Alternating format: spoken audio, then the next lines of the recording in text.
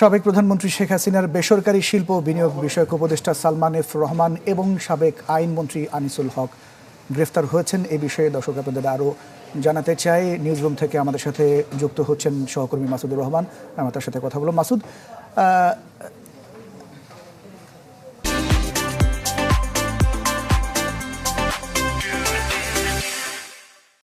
আশা করি শুনছেন। মাসুদ, ঠিক কখন তাদের দুজনকে গ্রেফতার করা হলো এবং কোথা থেকে আসলে তারা গ্রেফতার হলেন?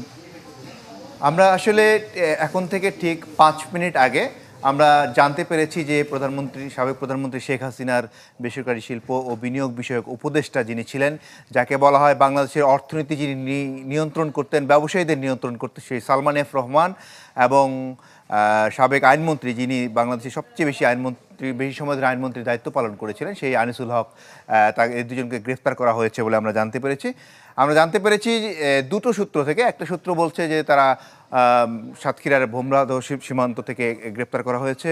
আরেকটি সূত্র, ঢাকা মেট্রোপলিটন পুলিশ কমিশনার সূত্রে আমাদেরকে যেটা জানানো হয়েছে সেটি হলো যে নৌপথ দিয়ে পালানোর সময় এই দুজনকে সদরঘাট থেকে গ্রেপ্তার করা হয়েছে। দুটি সূত্র দুই দিক থেকে বলা হয়েছে, তবে যেহেতু ডিএমপি কমিশনার আমাদেরকে সবশেষ জানিয়েছেন যে এই দুজনকে গ্রেপ্তার করা হয়েছে, সেই বিষয়টি আপাতত সেই সূত্রটি আমরা নিশ্চিত করে আমরা আমাদের ব্রেকিংটি নিশ্চিত হয়ে ছাড়ি। আর এই দুজনের বিষয়ে যদি আমরা বলতে চাই, দেশের অর্থনীতি বিষয়ে গেল 15-16 বছরে সালমান এফ রহমান যে ভূমিকা রাখতেন সেসব বিষয়ে সবগুলো বিষয় এখানে জড়িয়ে আসবে।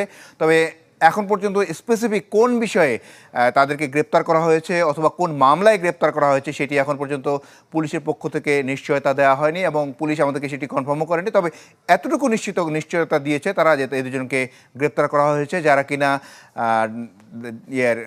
সদরঘাট দিয়ে তারা পালাতে চেয়েছিলেন বলে পুলিশ সূত্র বলছে। তো দেশের বিচার বিভাগ নিয়ন্ত্রণ করতেন আনিসুল হক, তার বিরুদ্ধে অনেক অভিযোগ ছিল। আমরা অনেক সাংবাদিকরা তার বিরুদ্ধে সংবাদ প্রকাশ করতে পারেনি। তিনি কি বিচারকদের সিন্ডিকেট নিয়ন্ত্রণ করতেন, আমরা কাছ থেকে দেখেছি। এবং সেই আনিসুল হককে আজকে গ্রেপ্তার করা হয়েছে কিছু অভিযোগে, সুনির্দিষ্ট অভিযোগে পুলিশ গ্রেপ্তার করেছে বলে পুলিশ থেকে কনফার্ম করেছে।